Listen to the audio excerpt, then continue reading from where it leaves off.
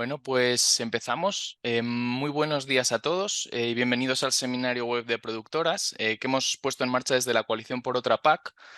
Este seminario, como sabéis, se centrará en ganadería extensiva y en la influencia que tiene la PAC también en la realidad diaria de las ganaderas que están hoy con nosotros, que son María Pía y Laura Martínez. María Pía Sánchez y Laura Martínez. Vienen desde Extremadura y desde la Sierra Norte de Madrid. Bueno, hola Pía, hola Laura, Hola, ¿qué tal estáis? hola Javier, muy Buenos días, buenas. ¿qué tal? Muy buenas. Pues antes de dar la palabra a Pía y Laura, os queríamos explicar primero, que nos parece necesario, pues quiénes somos la Coalición por Otra PAC, ¿no? O qué se entiende por esta coalición, y también qué es la red de fincas agroecológicas que promovemos desde esta coalición. Bueno, que sepáis que la Coalición por Otra PAC agrupa 51 entidades a día de hoy, 51 organizaciones, que representan varios ámbitos. Tenemos desde representantes de la ganadería extensiva, como pueden ser también las dos ganaderas aquí presentes, con FEDESA y con Ganaderas en Red. Y luego también tenemos pues, representantes de la producción ecológica, de la defensa ambiental, de la nutrición y el consumo, del desarrollo rural. Somos varias que lo que intentamos es, entre todos y todas, lograr que la política agraria común, ¿no? La PAC, por eso que lo de que nos llamamos por otra PAC, pues que impulse una transición agroecológica de nuestro sistema agroalimentario, ¿vale? Que necesitamos que la PAC se adapte a la realidad actual, y que creemos que debe utilizar esos fondos públicos, ¿no? Todo ese dinero, vamos a decir, pagado por todos nosotros, pues para que realmente apoye a todos esos ganaderos, agricultores que producen nuestros alimentos de una forma pues, responsable con el entorno, ¿no? Y que también fomentan el desarrollo rural en los diferentes territorios. Porque lo que vemos es que está pasando que cada año hay más tierra de explotaciones y hay un abandono progresivo también de nuestros pueblos y de todas esas formas de subsistencia, ¿no? Vamos a decir. Por ello, lo que somos una coalición que estamos intentando trabajar por esto, ¿vale?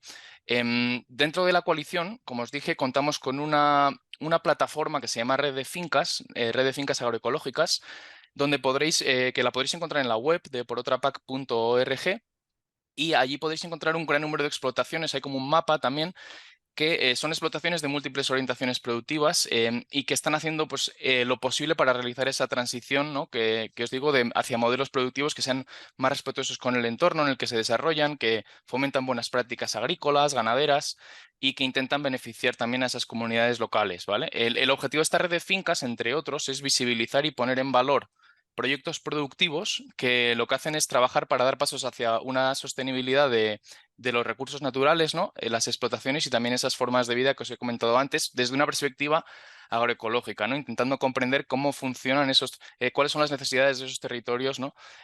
Más particularizado y no tan generalista como a veces puede pasar con la PAC, ¿no? También dentro de ese concepto de agroecología que fomentamos desde Por Otra PAC, pues es ese intercambio de conocimientos, ¿no? De esa sabiduría del territorio que también forman parte de estos webinars de productores. Intentamos traer ese conocimiento directo del campo, del medio rural, de las ganaderas y por eso estamos aquí hoy, ¿vale? Hoy también vais a poder ver en el mapa que están la finca de María Pía, La Rinconada, y la finca de Laura, que es la Caperuza. Eso lo podréis ver también en el mapa, ¿vale? Como digo, en Extremadura y en la Sierra Norte de Madrid.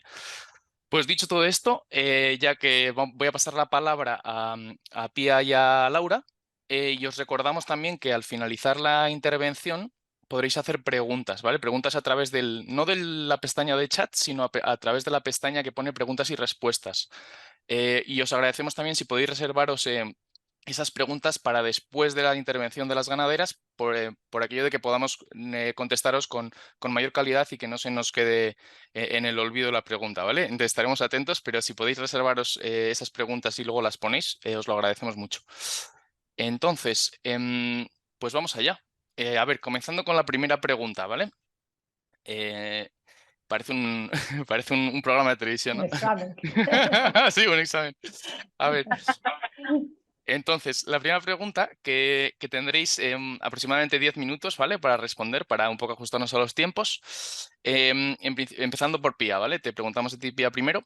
Nos gustaría que compartieras con nosotros información de tu explotación y sobre tu modelo productivo también, ¿no? Para que podamos entender, por ejemplo, pues con qué tipo de ganado estás trabajando, ¿no? Y qué productos también produces, en qué región te encuentras y qué tipo de producción agraria tradicional, ¿no? Se caracteriza esa región, si puede ser interesante, ¿no? Em, subrayando también esa conexión tradicional, ¿no? De producción ganadera, agrícola de tu región, y también cuántas hectáreas manejas, ¿no? Que nos des información general de tu finca para que nos podamos trasladar allí, ¿no? Y luego, dentro de esta misma pregunta, si también puedes explicarnos más o menos qué entiendes tú por ganadería extensiva y qué prácticas de ganadería extensiva y también agroecológicas, ¿no? Practicas en tu finca o llevas a cabo en tu explotación, ¿no? Y estaría bien si nos puedes dar ejemplos, pues, qué ha funcionado, ¿no? Qué ha demostrado viabilidad o una mejora notable en cuanto a sostenibilidad, ¿no? Si has podido reducir dependencia de insumos, ¿no? Etcétera. Que nos des tú toda esa perspectiva para que entendamos también a qué nos referimos por ganadería extensiva y qué oportunidades existen, ¿no? Dentro de ese modelo. Te dejo la palabra, Pía. Muchas gracias. Pues muchas gracias, Javier. Muchas gracias a la plataforma Por Otra Paz por darme la oportunidad yo creo que de trasladar lo que ha sido mi experiencia en estos casi 13 años que llevo ya dedicada a la ganadería extensiva en exclusiva y a la producción ecológica.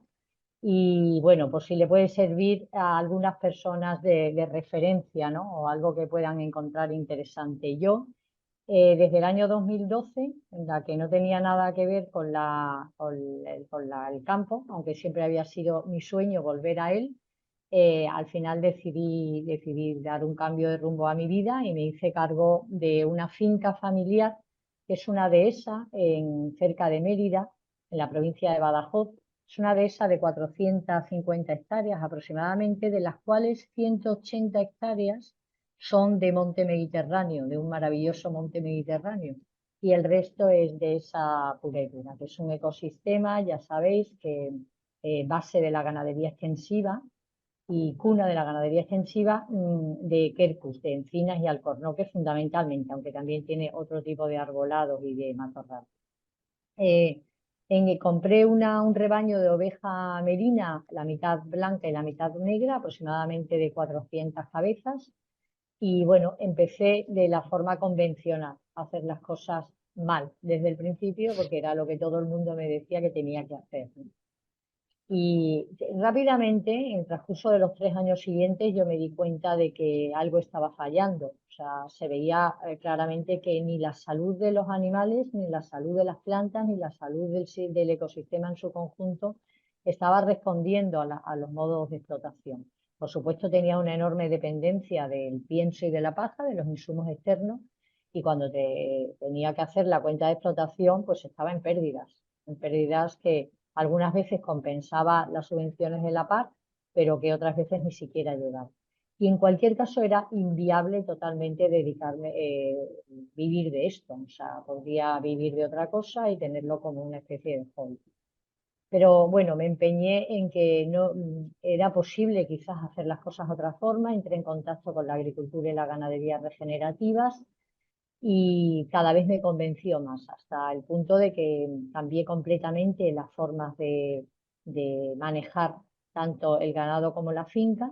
Y yo creo que el principio más importante que he aprendido en el transcurso de esta experiencia ha sido el error que cometemos al considerar que estamos trabajando con segmentos aislados, es decir, la ganadería por una parte, la agricultura por otra parte, la silvicultura por otra parte.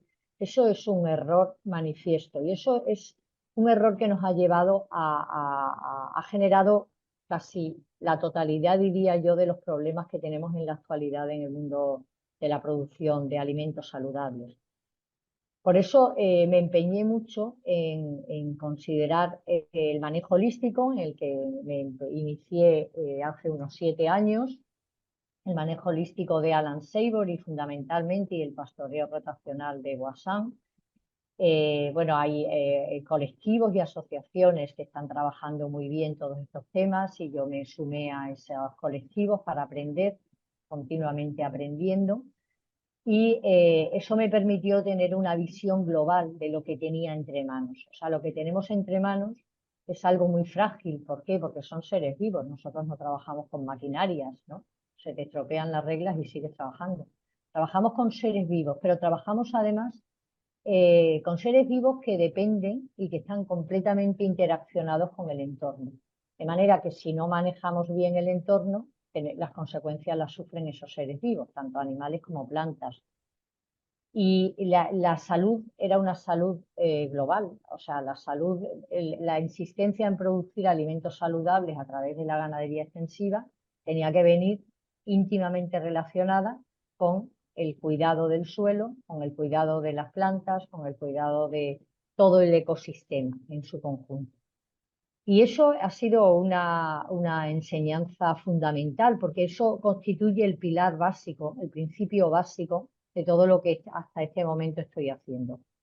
Y quiero decir ya de antemano que el resultado ha sido absolutamente espectacular, hasta el punto de que la persona que tiene las colmenas dentro de mi finca, que es una persona de una organización sindical, se dio cuenta del cambio tan enorme que estaba experimentando la finca, los árboles, el aspecto de todo lo que había allí y de los animales, por supuesto, y me propuso para un premio nacional que se llama Sostenibles por Naturaleza y fue galardonada esa gestión y yo, no por vanidad personal, sino porque creo que entendí, y eso fue muy importante gracias a toda la gente en la que me estuve apoyando y en toda la filosofía que inicié en darme cuenta de ese principio vital, ¿no? De que todo está sumamente relacionado. A día de hoy, mi explotación, que como he dicho es una dehesa, que requiere prácticas silvícolas adecuadas, tanto de podas como de densificaciones, como de regeneración de los arbolitos, manejo de ese tipo de holístico a base de cercas pequeñas para que impacten mucho durante un periodo corto de tiempo el ganado en él. Fijaros que, por ejemplo, nosotros ya tenemos una cantidad de cercas enorme, vamos haciendo cada vez más para que los animales estén durante un tiempo muy corto en esas pequeñas cercas, impacten en el suelo, tanto con sus pezuñas como con la aportación de la materia orgánica que hacen, y salen de ahí en muy poco tiempo, en un día, 2 días o 5 días, en función de la cerca. Y eso permite que se generen tanto en calidad como en cantidad de pasto, pues un pastizal muy, muy bueno. Con lo cual nos permite incluso incrementar la carga ganadera de la finca en su globalidad y por lo tanto la rentabilidad y nos permite mejorar muchísimo la estructura de los suelos, que es donde tenemos que tener siempre los ojos puestos, ¿no? Un suelo vivo, que es un suelo sano y que produce alimentos sanos y que nos da como consecuencia animales sanos. La ganadería extensiva es el sustento de la dehesa. Lo que tenemos que hacer, y por lo menos es lo que yo he hecho y a mí me ha dado un muy magnífico resultado, es procurar que las fincas, con el manejo que hagamos y con las actuaciones que hagamos de buenas prácticas, permitan mantener el 100% de los animales. Es decir, que no dependamos de la alimentación exterior, esté cara o barata. Yo hace ya 3 años o 4 años ya casi que no compro ningún insumo externo. Me he arriesgado con el matorral. Yo he cuidado mucho el matorral. De hecho, he podido hacer junto con la Fundación FIDE, pues plantación de matorral, de 27 especies de matorral en seto en la finca alrededor de las parcelas para promover la biodiversidad. Claro que todo esto forma también parte del mundo del control biológico de las plagas. Cuando nosotros tenemos alimento para los pájaros en nuestras fincas a través del matorral, que tenemos un matorral maravilloso, mediterráneo, que es una joya y que se ha denostado, luego hablaremos del tema con el asunto de la PAC, pues eso atrae a muchísimas especies de aves que a su vez ejercen un control biológico sobre las posibles plagas que puede haber. A estas alturas yo toco madera, no tengo ningún tipo de plaga. Claro que hay cerambis, claro que hay fitóstora, que afecta a la salud de la encina, pero está todo en equilibrio, porque el problema es que hemos roto los equilibrios de los ecosistemas, ¿no? Entonces, yo no gasto, mi cuenta de explotación de las ovejas ha pasado a ser negativa, a ser positiva. No gasto absolutamente nada en alimentación externa porque todo lo que comen mis ovejas me lo da la finca, con un buen manejo, eso sí, eso requiere, bueno, pues una estrategia, tanto en los periodos abiertos, que son los periodos de crecimiento del pastizal, como en los periodos cerrados, fundamentalmente en invierno y en verano, y tenemos que manejar. Mis ovejas van a la transhumancia, el año pasado no fueron porque no había comida arriba y era complicado. Van a la transhumancia generalmente durante 4 meses al año, con lo cual dejan descansar el ecosistema. Pero, por ejemplo, el año pasado que no fueron, me la jugué, las metí en el monte y el resultado fue impresionante. O sea, las ovejas bajaron el 23 de septiembre, se cubrieron con los carneros, las ovejas estaban gordas, en una condición corporal altísima, se cubrieron fenomenal, ha sido una de las mejores parideras que he tenido. Y eso es porque nos hemos olvidado que los rumiantes necesitan comer hierba y matorral y lignina y fibra y arbustos y ramón de las encinas y ramón de los acebuches y ramón de todo lo que tengamos.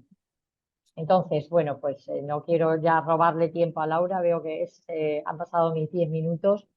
Os hablo desde una experiencia tremendamente positiva, tremendamente con un aprendizaje continuo y observando la salud de todos los elementos del sistema y con un principio fundamental que es el que os he dicho de considerar el todo y nunca considerar las partes aisladas, que es donde creo que se generan la mayor parte de los problemas que tenemos. Así que nada más, luego ya tendremos ocasión en el debate de profundizar en lo que os parezca interesante. Muchas Muchísimas gracias. gracias, Pía. Muchas gracias a ti, de verdad. Yo creo que va a haber un montón de preguntas. Sí que os pedimos pues reservaros las ganas y las hacemos al final. Pero de verdad, muchas gracias por compartir. Y ahora le vamos a dejar a Laura que nos cuente también pues su situación al respecto de esta primera pregunta. Laura, cuando puedas. Sí, pues bueno, es que me encanta escuchar a Pía. A mí se me han hecho cortísimos estos 10 minutos, porque es que tiene una forma de explicar las cosas que se queda tremendamente claro, ¿no? La importancia de estas prácticas y de este cambio de modelo y sobre todo de mentalidad que tenemos que hacer tanto la sociedad como los propios agricultores y ganaderos. Y bueno, en nuestro caso, pues o sea, ha explicado muy bien, ¿no? En qué consiste todo esto. Y nosotros también como proyecto lo teníamos muy claro. Teníamos que conseguir, nosotros llevamos casi cerca de 6 años ya en marcha y teníamos muy claro que teníamos que conseguir que fuera el proyecto sostenible en todos los aspectos, obviamente económicamente hablando, porque es un proyecto de vida y queríamos vivir de él y lo estamos haciendo, pero también sostenible con las personas, con el entorno y sobre todo con el medio ambiente que nos rodea y es el que nos da todo el sustento que necesitan nuestros animales. Es verdad que es difícil, nosotros también empezamos un poco como Pía, ¿no? Haciendo las cosas que hacía todo el mundo y nos dimos cuenta que es que no terminaba de funcionar. Digo, o sea, yo con toda la comida que tenemos en el campo tengo que consumir tanta cantidad de pienso, tanta cantidad de forraje, o sea, es que no tiene sentido.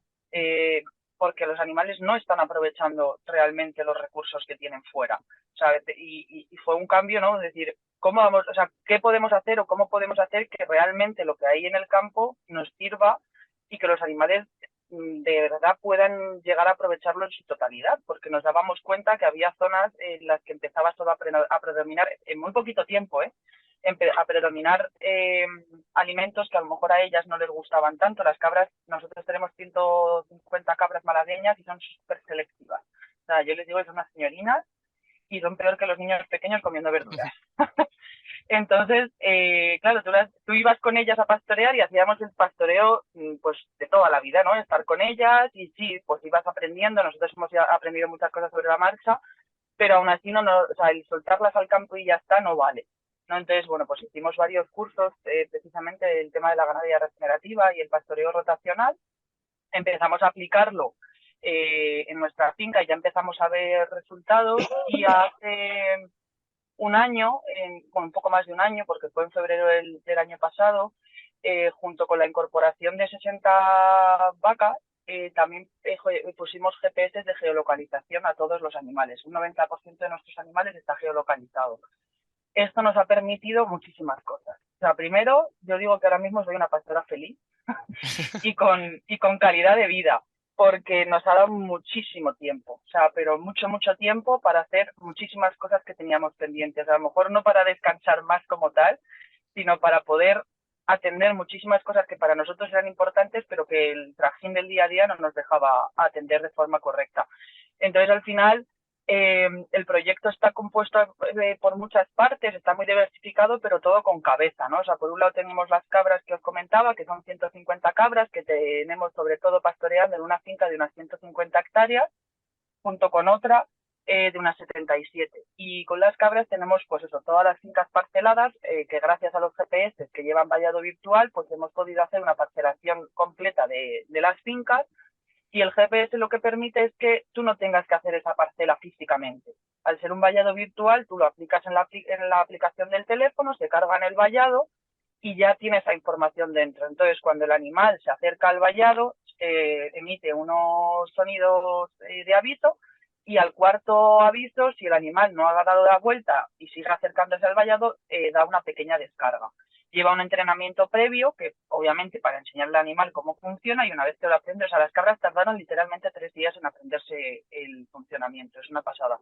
Entonces, a raíz de poner estos dispositivos, pues eso, llevamos un poquito más de un año, hemos notado un cambio brutal en la finca, sobre todo en las 2 fincas que nosotros no gestionábamos antes del año pasado, porque las cogimos cuando incorporamos estas vacas que os he comentado, que son 60 madres.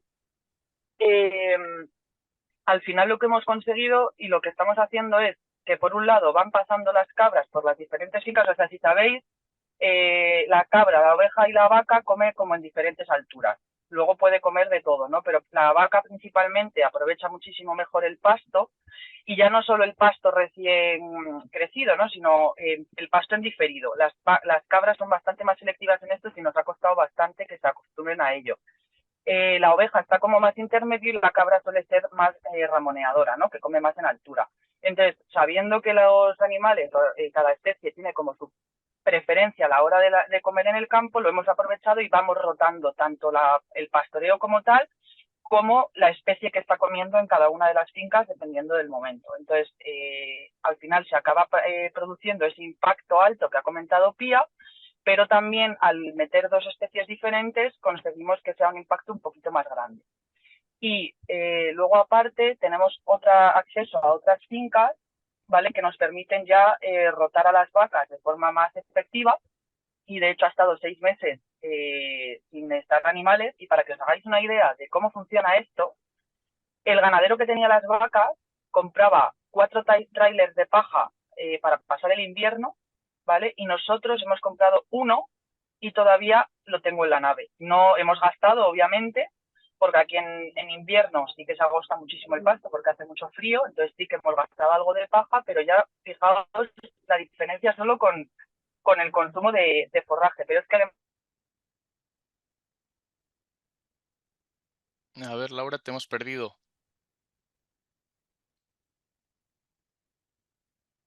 ahora creo que 40%, que al final no sé si te ha cortado, no sé si me habéis oído.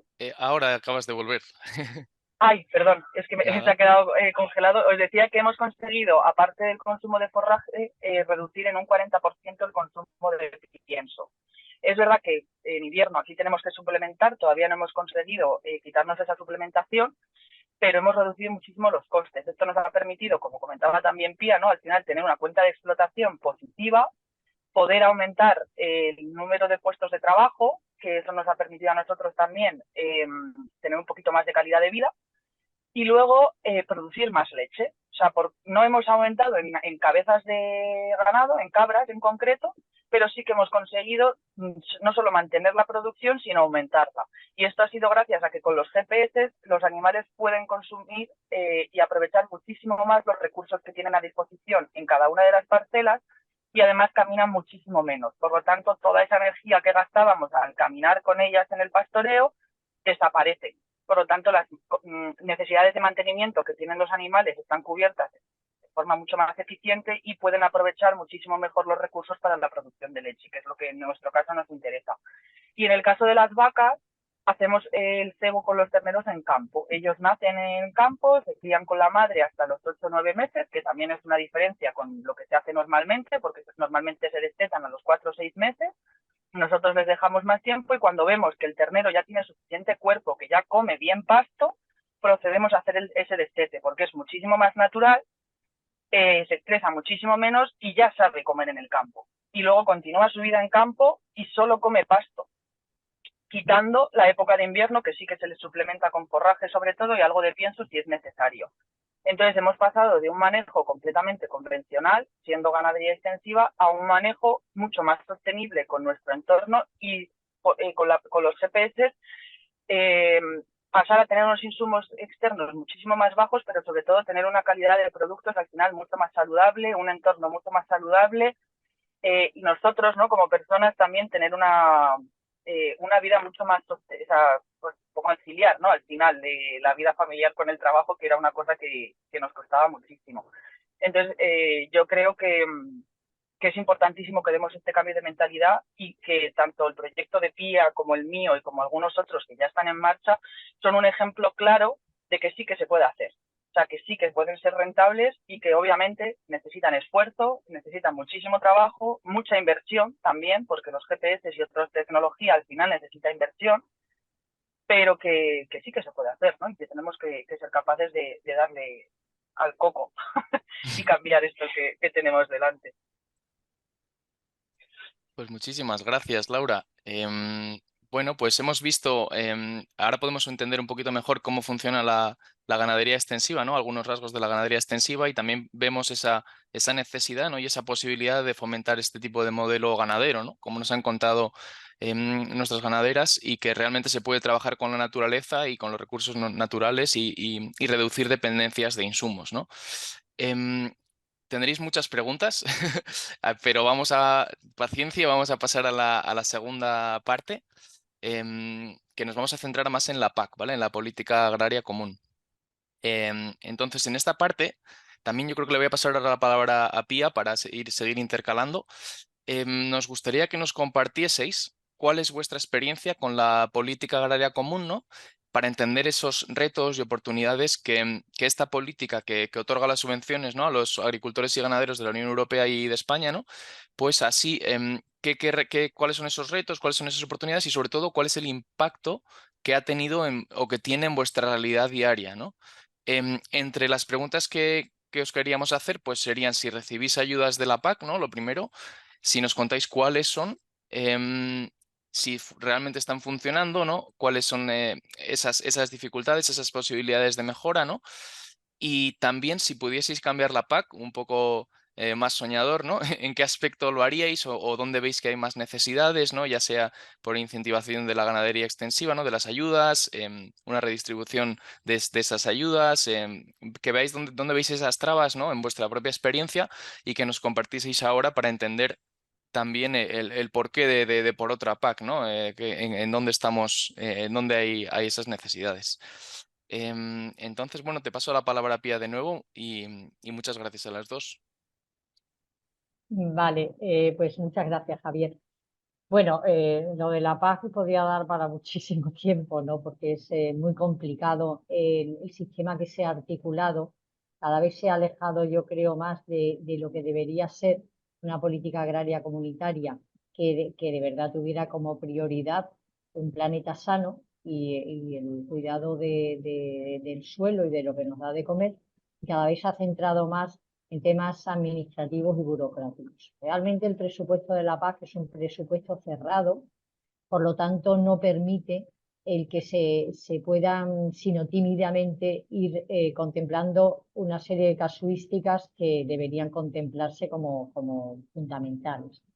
Y me refiero a lo siguiente, la PAC se divide, digamos, en dos grandes pilares, que es la ayuda a la renta para la sostenibilidad, que lo que pretende es igualar el nivel de renta de agricultores y ganaderos eh, con la renta media de ese país, cosa que realmente no se está consiguiendo, puesto que la PAC contempla ayudar a personas que no viven de la agricultura y la ganadería, y por lo tanto creo que en ese sentido no es eficiente, ¿no? Si limitáramos el cobro de las subvenciones de la PAC a los que realmente vivimos de la agricultura y la ganadería, probablemente las estructuras sociales cambiarían enormemente, ¿no? En segundo lugar, yo creo que muy tímidamente y con mucho miedo se ha ido derivando una parte de las ayudas al tema medioambiental, porque es que era tan obligatorio ante el escenario que tenemos que no ha habido más remedio que contemplar, aunque sea tan tímidamente por la presión de los de determinados sectores, pues todo el tema medioambiental. Pero es que debería haber sido prioritario, porque lo que no nos estamos dando cuenta o no queremos ver es que la producción de alimentos cada vez requiere más energía, más factores, y después eso cada vez es menos eficiente. Eso lo dicen muy bien algunos de nuestros colegas en el mundo de la agricultura y ganadería regenerativa, cuando se insiste en que cada vez tienen que dedicar más energía en términos de maquinaria, en términos de, no sé, herbicidas y productos químicos. Perdonar un momentito, voy a cerrar la puerta. Sí.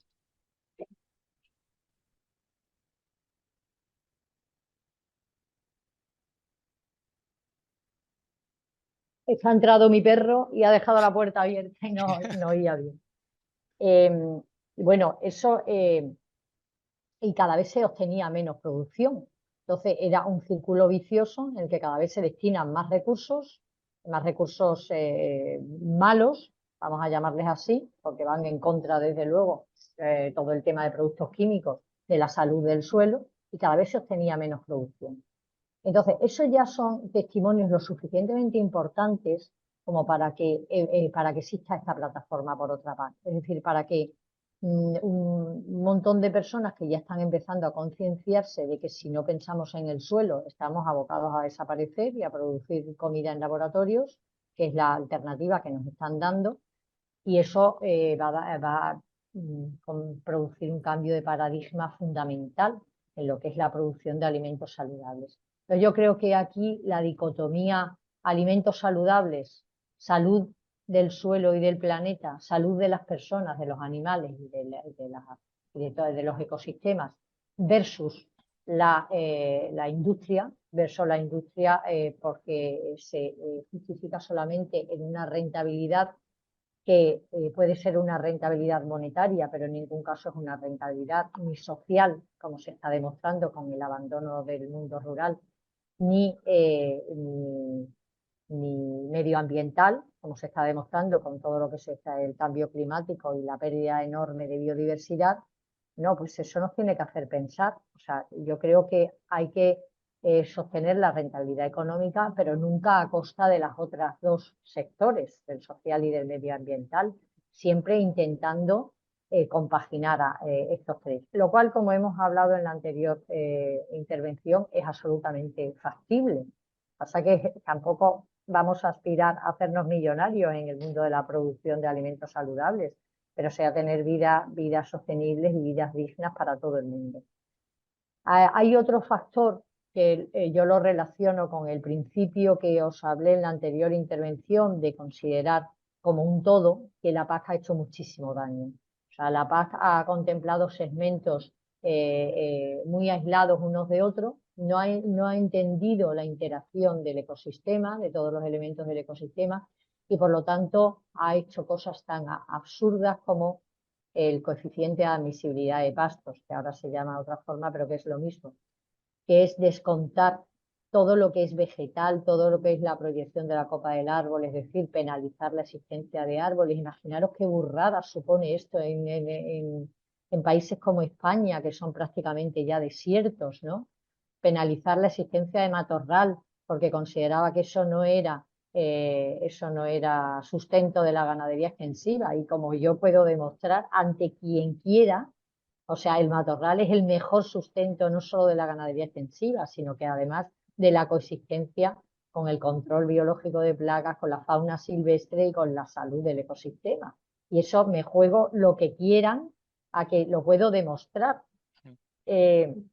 Entonces, la PAC se ha olvidado de esto, ha considerado compartimentos estancos cada cosa que se hacía, y a costa de todo el ecosistema ha primado la subvención a la producción, ya fuera saludable o no. Me preguntabas en qué modelo de PAC creemos, ¿no? Bueno, pues yo francamente creo en un modelo primero que ayude a igualar la renta para los agricultores y ganaderos profesionales, eliminando al resto del sector y primando la agricultura y la ganadería profesional. En segundo lugar, una PAC que contemple las ayudas como un todo, que prime la producción sostenible, que esté incardinada siempre y relacionada íntimamente con la biodiversidad, con el manejo, con el manejo de los elementos del ecosistema, no solamente de la ganadería, ¿no?, sino de todos los elementos del ecosistema, y que prime en país, y que por supuesto sea una PAC muy preocupada por las particularidades y las peculiaridades de cada territorio en Europa. No tiene sentido que haya la misma política para Francia, Dinamarca o España, porque nuestro clima y nuestras tierras y nuestros suelos son completamente distintos. Entonces, una PAC que esté efectivamente preocupada de cada territorio y de cómo adaptarla a esas peculiaridades territoriales. Me quedan 2 minutos. No, esto es fenomenal. Gracias. Eso diríamos que es una PAC, un traje hecho a medida, no solamente para los países, sino también para los territorios diferentes dentro de cada país. Es evidente que el pasto de Asturias o de Cantabria no tiene nada que ver con el de Almería, Granada o Badajoz, ¿no? Entonces, tendría que ser posible pues políticas como el pago por resultados, tendría que ser posible el pago adecuado al territorio. Es increíble que en España se cobre menos de 60 euros por hectárea de pastos y sin embargo en Francia sea cerca de los 300 euros, en Italia, en Portugal sea muchísimo más porque simplemente han podido negociar o han negociado mejor en su época la entrada de estos países en la política agraria común. Entonces, eso es un cambio absoluto de mentalidad, lo que supondría el contemplar una PAC diferente para que hiciera viable la sostenibilidad. Yo, por ejemplo, apenas tengo derechos de superficie porque tuve un ocupa en mi finca en los años que se tomaron de referencia. Me quedé sin derechos prácticamente. Sobrevivo con una PAC que si desaparece no iba a sentir nada, pero claro, eso a costa de un esfuerzo económico enorme que me obliga si quiero mantener el nivel actual de vida, pues es muy bajo, ¿no? Francamente, no creo que nadie cuando se le cuente esto le apetezca incorporarse a la actividad agraria y ganadera, que realmente lo que ganas con todo esto, aunque efectivamente me dé para vivir, pero con unos niveles muy bajos. Y claro, eso a mí las ayudas de la PAC me lo solucionarían. Entonces no tiene de sentido que yo no tenga derechos cuando hay mucha gente que tiene todos los derechos y ni siquiera está haciendo una ganadería en condiciones, ¿no? Por eso digo que la PAC debería ajustarse a los resultados y debería ajustarse a las peculiaridades de cada territorio y incluso de cada finca, me atrevería a decir. Creo que ya estoy en el tiempo. Sí, además eso es como como una de las grandes características de la agroecología, ¿no? Al final, como territorializas, como especificas, ¿no? Que no sea todo tan generalista pero es increíble, es como el mundo al revés, la verdad, por lo que cuentas. Sí, absolutamente. Ya ves. Pues muchas gracias, Pía. Laura, te pasamos ahora a ti la palabra, porfa. Pues es que yo creo que lo ha dejado tan claro Pía que no sé mucho qué podría llegar a añadir, ¿no? O sea, al final está claro que la PAC ha premiado a las grandes instituciones y al producto fácil, ¿no? Al final, entonces no se paga realmente el trabajo que estamos haciendo, los trabajos ecosistémicos, ¿no? Al final, o sea, no se le dan valor a ese trabajo de limpieza, a ese trabajo de regeneración, de mejora. Al final se le da prioridad a simplemente una producción y sin tener en cuenta cómo es esa producción y cómo está afectando al entorno en el que se produce, ¿no? En nuestro caso sí que tenemos derechos, porque por suerte al incorporarse, o sea, al ser joven, incorporarte a la ganadería, pues sí que te puedes pedir derechos y bueno, pues las fincas que teníamos sí que nos lo permitieron, pero luego perdimos un montón por lo que ha comentado Pía del tema del CAP, del coeficiente de pastabilidad. Nosotros estamos en una zona de montaña en donde al final predomina obviamente matorral por todos los lados, prácticamente todo es monte bajo y luego hay muchísimo arbolado.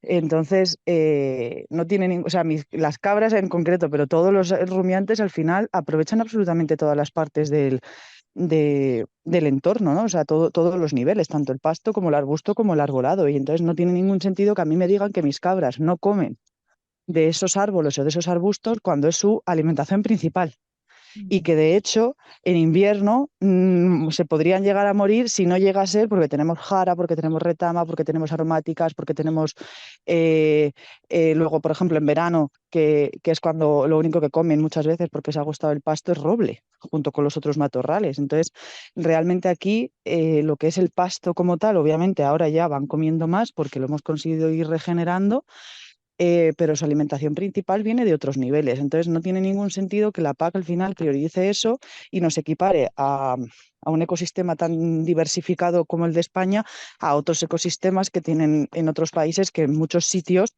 predomina el pasto y las grandes extensiones, ¿no? Entonces no tiene ningún sentido que predomine eso. Y luego, como ha dicho Pía, también se ha premiado muchísimo el separar, ¿no? O sea, no se concibe hacer un manejo en unión, ¿no? Como un manejo global, que lo ha dicho ella, de todo. O sea, ¿por qué en la ganadería, o sea, en la agricultura no permites que entren animales para aprovechar, para pisotear, para abonar, sabes que luego eso es 1000 veces más beneficioso para el cultivo que los agroquímicos, los pesticidas y el arado del suelo?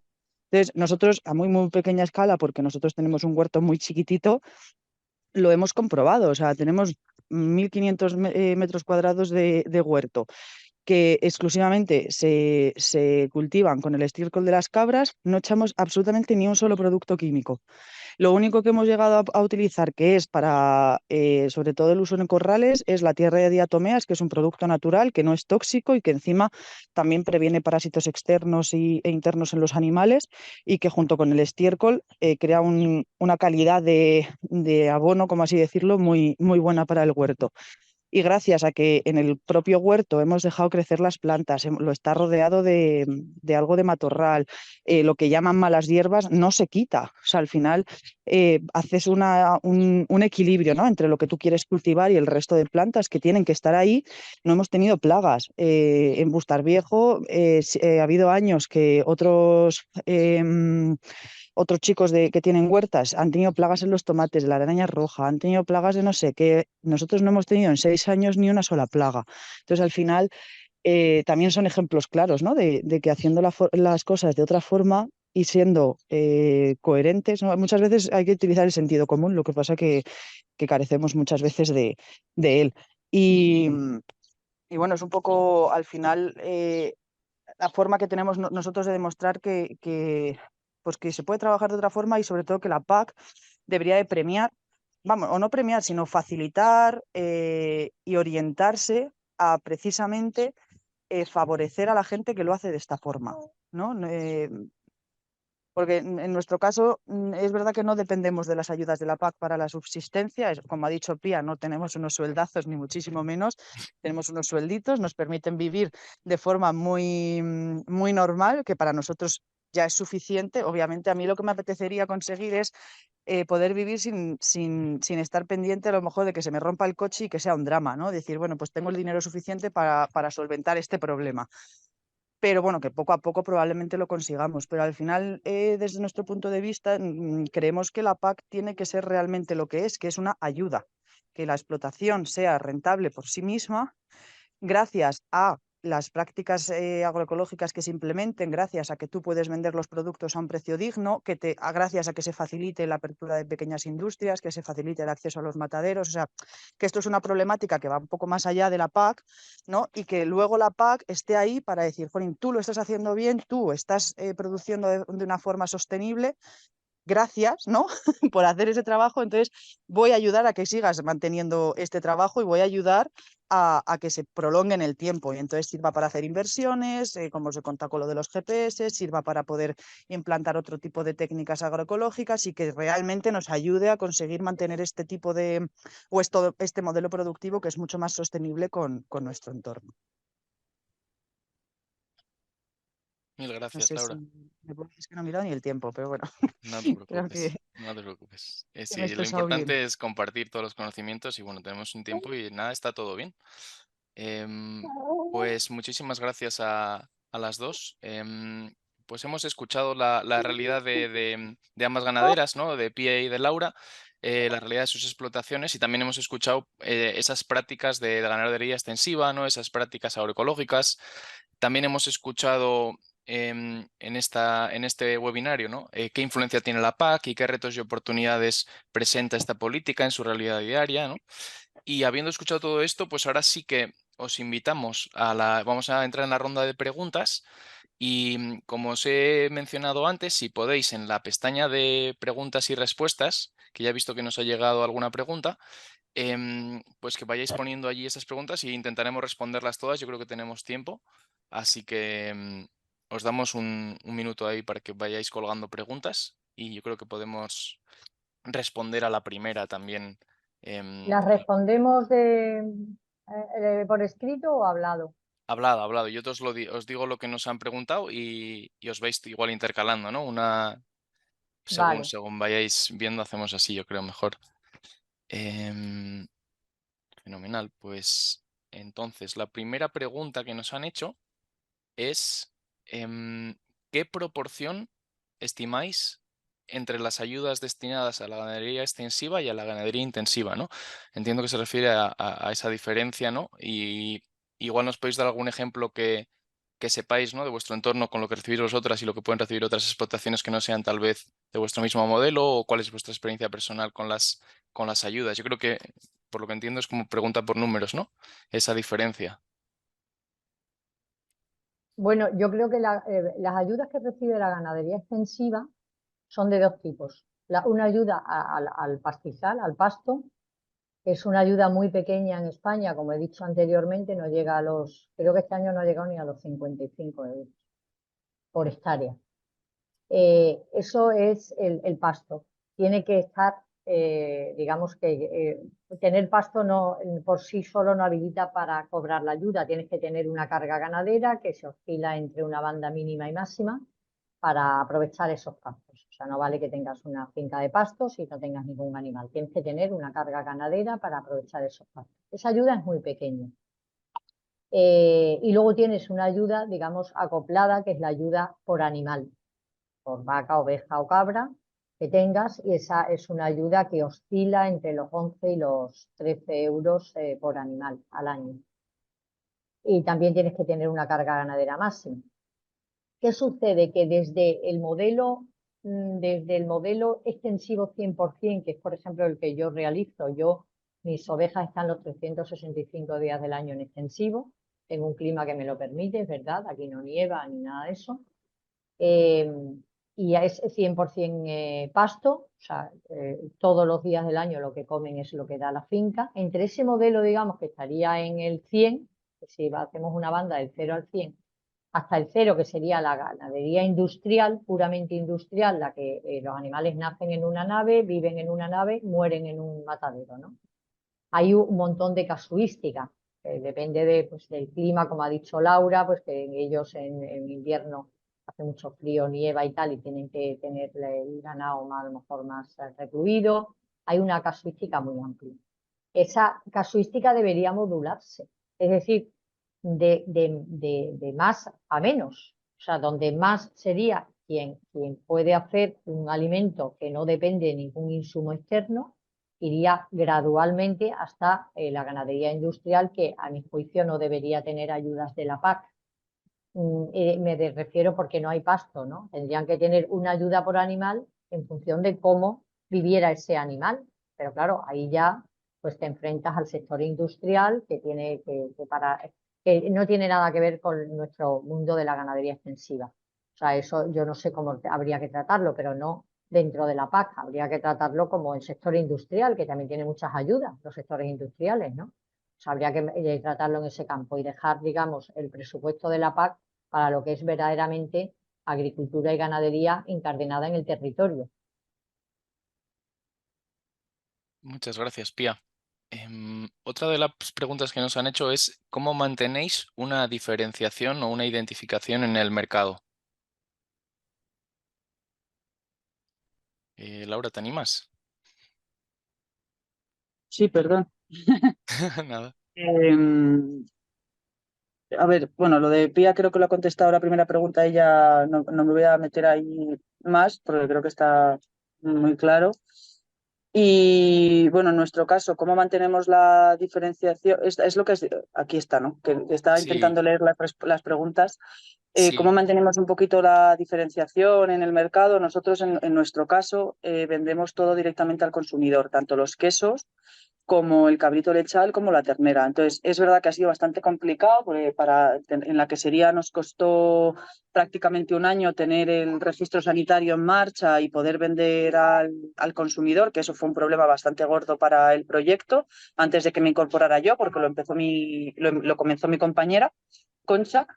Y luego por la parte de la carne, igual, también fue una inversión bastante grande el tema de la sala de despiece, pero bueno, después de todas las peripecias hemos conseguido poder hacer esa diferenciación, ¿no? Por un lado, por el tipo de productos que hacemos, al final los quesos pues son quesos artesanos, son sostenibles, son saludables, igual no utilizamos ningún producto químico en su proceso, igual que con los animales, como os he contado al principio, ¿no? O sea, la carne al final es una carne diferente, es una carne que está en el campo, son animales que consumen alimentos ellos mismos ya saludables, por lo tanto ese alimento para nosotros va a ser saludable.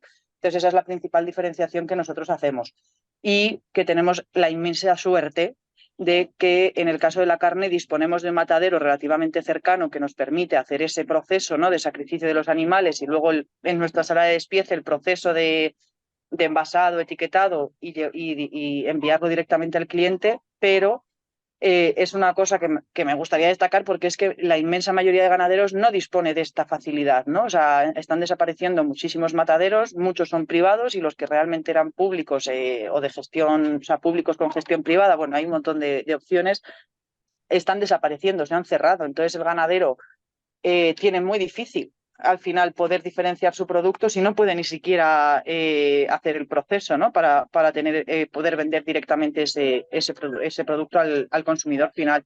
Entonces, al final con esto es lo que me refería antes, ¿no? Cuando lo he estado comentando un poco, que ya no solo es que la PAC nos facilite o nos valore el trabajo que hacemos ecosistémicamente hablando, sino que también debería de, a lo mejor, no sé de qué forma, ayudar a desarrollar este tipo de ventas, ¿no? De ganaderos pequeños, de agricultores pequeños, que realmente pudiéramos llegar al consumidor final con los productos que estamos teniendo, porque no tiene ningún sentido que produzcamos este tipo de productos y luego se va a la cadena general y no tienes ningún tipo de diferenciación. Ahora mismo la única posibilidad que tenemos de diferenciarnos es porque lo vendemos nosotros directamente al consumidor o a través de alguna cooperativa de ganaderos que se haya puesto en marcha. Pero si lo distribuyes a la cadena de distribución general, pierde ese valor que tú le has dado al producto.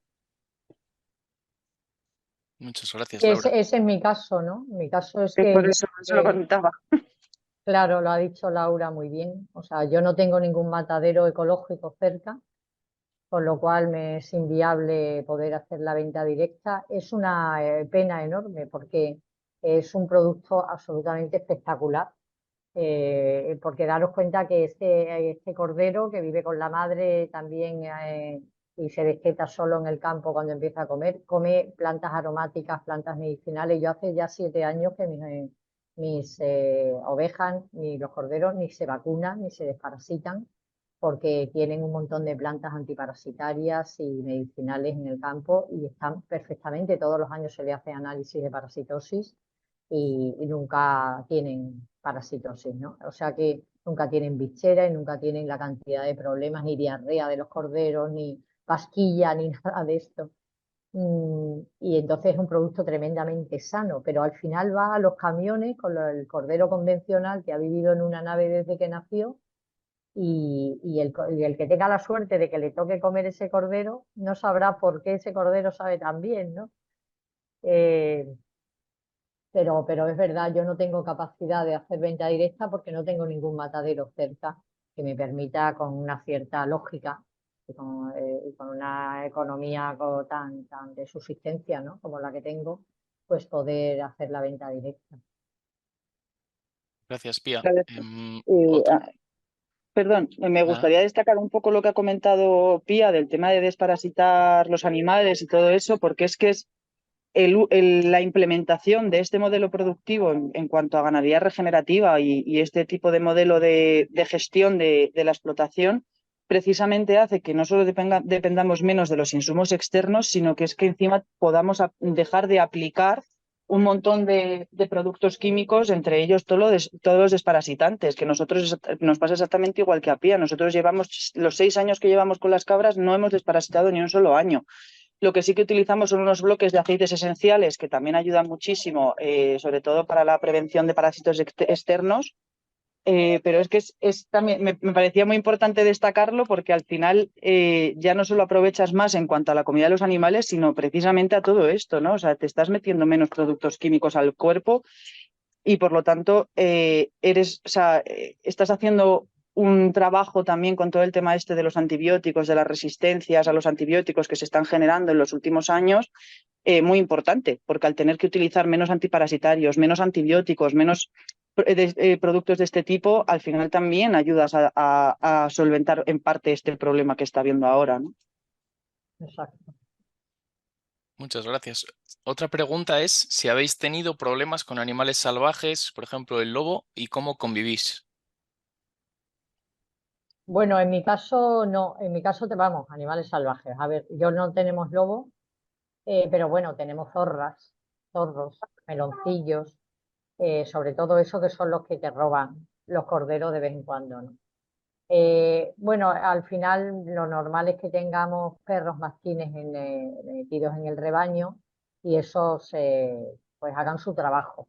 Siempre hay alguna pérdida por zorros o meloncillos, pero bueno, eso también forma parte del sistema, ¿no? O sea, yo creo que pagar algún tributo, aunque sea pequeño, a tener la ganadería siempre en el campo coexistiendo con esa fauna silvestre, a mí desde luego me compensa. Estoy hablando de unas pérdidas a lo mejor de 2, 3 borregos al año, tampoco lo asumo perfectamente. ¿Quieres Eh, compartirlo ahora? nosotros, Sí.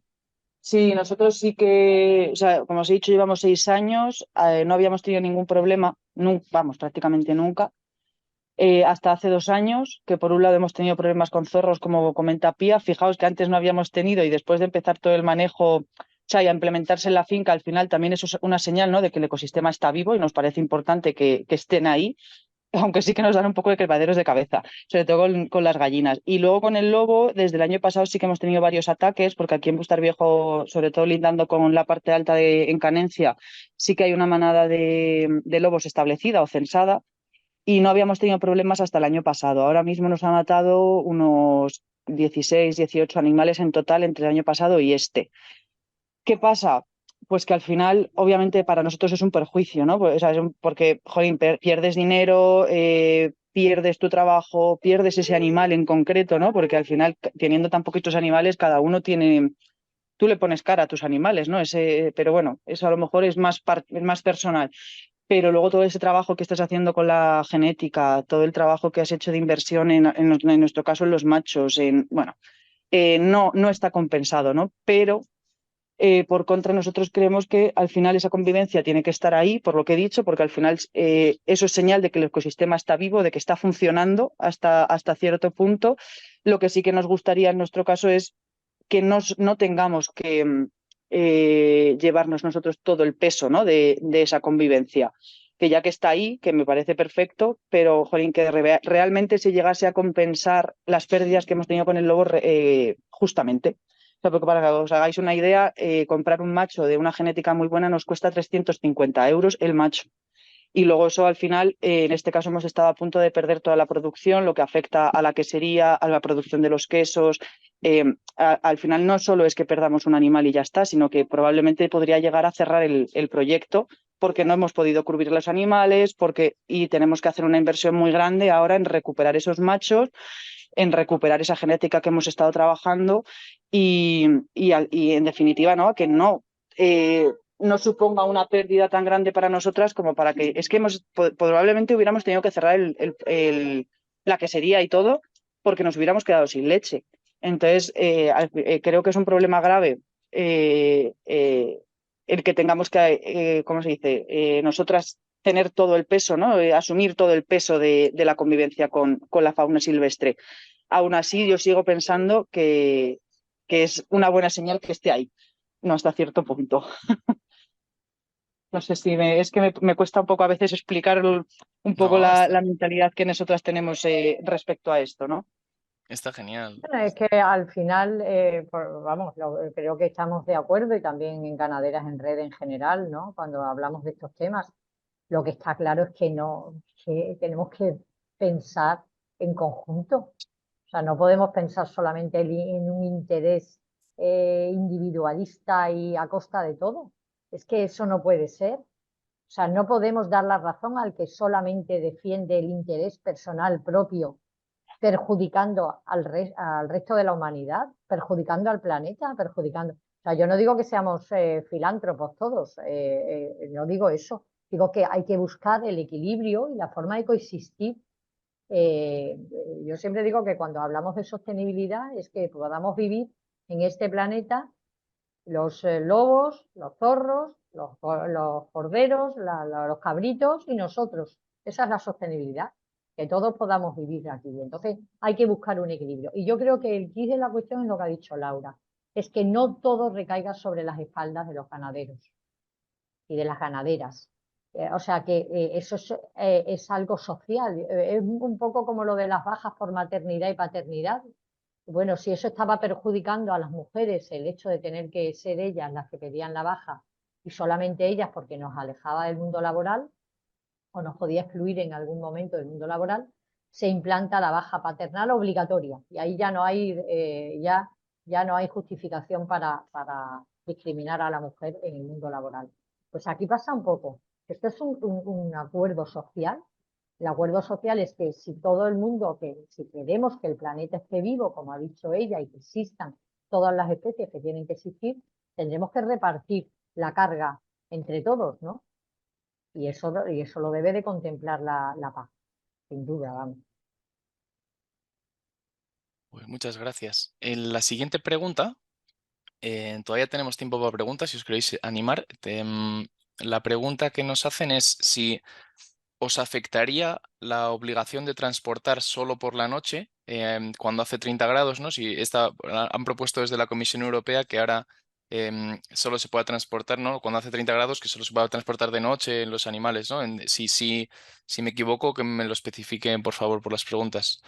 ¿Estáis al corriente de esto? ¿Os afecta?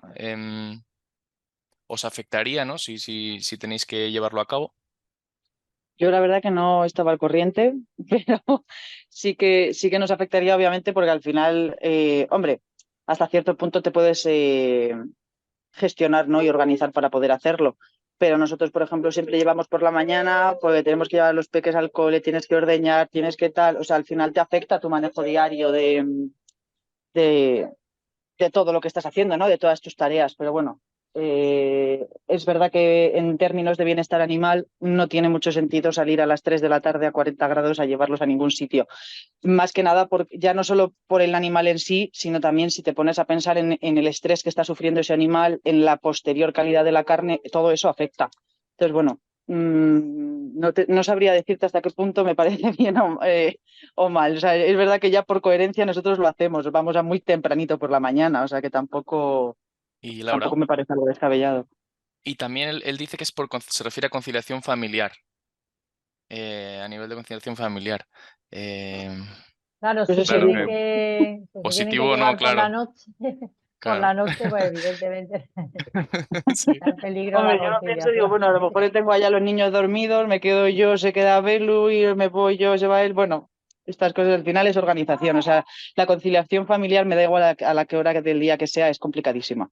O sea, con un proyecto propio y más de ganadería extensiva y además de con animales, de este tipo de proyecto que desarrollamos nosotras, ¿no? Pues al final es muy difícil la conciliación si es que tengo aquí al peque y no me queda otro remedio. Ahora dentro de un rato viene su padre y se lo lleva a la finca y termina de hacer el trabajo mientras que yo enmoldo quesos. Mi compi le pasa igual, se tiene que ir ahora corriendo a cuidar a su padre y me quedo yo aquí trabajando. O sea, es que la conciliación es difícil.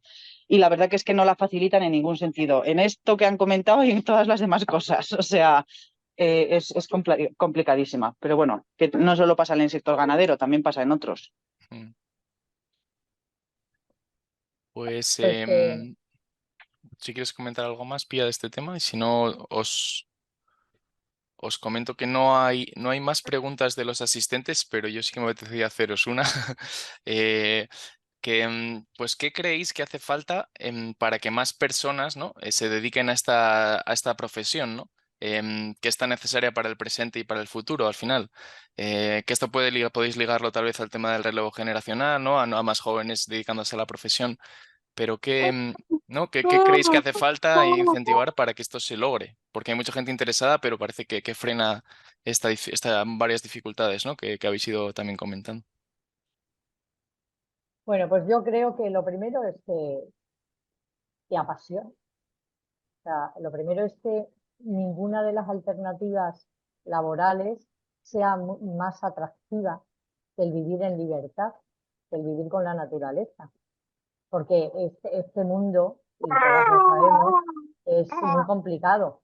Es muy complicado y cada día te despiertas con un problema y tienes que estar continuamente resolviéndolo. Es mucho más complicado que irte por la mañana a trabajar a las 8 a una administración pública o a un banco. Y esto os lo digo porque he estado 26 años en la banca y al final de mes recibís tu sueldo, ¿no? O sea, es un mundo lleno de incertidumbres en todos los aspectos, porque trabajamos con seres vivos. Entonces, la incertidumbre está servida. Y tienes que estar dispuesto a afrontar que la pasión que tienes por vivir con la naturaleza, por ser la dueña de tu vida, por decidir tus propios proyectos, por la motivación que supone todo esto, da a compensar esa incertidumbre y esos riesgos que conlleva esta profesión. En segundo lugar, esa sería la primera, sería una condición necesaria, pero no suficiente, porque luego tienes que tener acceso a la tierra. O sea, de alguna forma, bien en propiedad, o bien en alquiler, o bien en cualquier otra figura jurídica, en la parcería, tal, tienes que tener posibilidad de tener acceso a la tierra para poder tener animales. Hay mucha gente que no puede dedicarse, por mucho que le apetezca, porque es muy complicado el mundo, cómo está el mercado de la tierra en España, no sé, en el resto de los países, me imagino que poco más o menos en Europa, pues es muy complicado. La tierra vale mucho dinero para poder acceder en compra a ella, hipoteca a una persona para el resto de su vida, salvo en el caso de que la heredes, como ha sido mi caso, o seas millonetti y la puedas comprar, cosa que es rara, pues es muy difícil acceder a la tierra. Entonces, encontrar personas que te la puedan, por ejemplo, es un tema que habría que regular mejor, el tema de los alquileres o de los arrendamientos rústicos, porque también hay mucha gente que no quiere arrendar porque le da miedo el que al final se queden con la tierra, porque pierden las subvenciones que a lo mejor están cobrando por ser los dueños de las fincas. Eso sería ya un tema necesario también, ¿no? Y, y bueno, yo creo que el consejo es lo que he dicho, pasión, el tener unas ciertas facilidades para acceder a este mundo, para la compra del ganado, para poder instalarte como joven agricultor, pero eso lo justifica todo la pasión. O sea, yo llevo 12 años con muchísimas dificultades. Ya he dicho que perdí la paz, que me salió ardiendo la finca, en fin, pero la pasión lo compensa todo y uno renace y una renace otra vez como una vez fénix de cada uno de los problemas. Laura también, porque conozco un poco también los problemas a los que se ha enfrentado Y yo creo que la mayoría de las que de las que nos conocemos en el grupo de ganaderas en red, pues, pues estamos en esa situación, en estar continuamente luchando. Pero esa necesidad de vivir de acuerdo con nuestro propio proyecto de vida y en contacto con los animales y la naturaleza lo compensa todo. Muchas gracias, Pía. Da gusto escucharte. Gracias. Y Laura, ¿quieres comentar algo en este tema? Pues mira, nosotras, Conchi y yo, al final hemos luchado un montón, ¿no? Por sacar adelante este proyecto. Conchi empezó antes, ella incluso os podría contar mucho mejor que yo toda la problemática que ha tenido ella para iniciar la quesería y la ganadería que empezó ella, sobre todo todos los problemas burocráticos que están ahí. Pero bueno, a pesar de todas esas piedras que nos hemos ido encontrando por el camino, de las dificultades, de todo lo que ha comentado Pía, al final tenemos claro que la decisión ha sido la correcta, ¿no? Porque pues al final tienes otra calidad de vida que no tiene nada que ver, vives en otro entorno mucho más saludable con tu salud, pero también saludable contigo mismo, ¿no? Como persona. Es una forma también de desarrollar tu carrera profesional y tu carrera personal en un entorno pues, que es mucho más, desde nuestro punto de vista, más privilegiado, ¿no? Al final, pues bueno, pues en nuestro caso hemos podido, o sea, este proyecto nos ha permitido conciliar, como os decía, un poco mejor la vida familiar, ¿no? Y poder disfrutar más con la familia, pero también nos hemos establecido en un pueblo, hemos ayudado a que se desarrolle la economía del pueblo, a que se fije población en el pueblo, ¿no? Entonces, obviamente no es fácil, pero creemos que ha sido el camino correcto a elegir. Y las dificultades son un poco las que ha dicho Pía, o sea, el acceso a la tierra es complicadísimo, las inversiones iniciales que hay que hacer son complicadas y que yo creo, desde nuestro punto de vista, que precisamente la PAC y otras subvenciones deberían estar orientadas precisamente a eso, ¿no? Y el trabajo de la administración debería estar orientado a facilitar este tipo de proyectos y a reducir ese trabajo inmenso que tenemos que hacer para poder llevarlos a cabo. Pero fuera de esto, al final son ejemplos claros de que sí que se pueden desarrollar este tipo de proyectos y que sobre todo podemos, todavía poquito, pero podemos vivir de ellos, ¿no? Y que a largo plazo, obviamente trabajando mucho y teniendo muchas ganas y apasionándote también, como ha dicho Pía, se puede llevar a cabo. Pero es importantísimo que tengamos muy claro, porque yo me he encontrado con muchos jóvenes, Macario os lo cuenta, él quiere dedicarse a las cabras, está clarísimo. Al final tienes, o sea, yo he conocido muchos jóvenes y que han pasado por aquí también por la quesería y por la ganadería que tenían como muchas ganas y luego no se dan cuenta de la realidad que supone trabajar en el campo. Entonces, la gente que se quiera incorporar tiene que tener muy claro que el concepto que muchas veces se tiene muy bucólico del campo no es real, pero que a la vez sí que es posible hacerlo, o sea, pero te tiene que apasionar muchísimo. O sea, es que por lo menos para mí, lo que me ha permitido seguir adelante con esto y no desistir, ¿no? Es que te apasiona de verdad lo que estás haciendo. Muchas gracias. Tenemos yo creo que va a ser la última pregunta. Nos preguntan, ¿cómo es vuestro posicionamiento ante las protestas agrarias actuales? En parte que dice que ya lo habéis mencionado con la crítica hacia la PAC, ¿no? Pero si os habéis organizado a nivel local.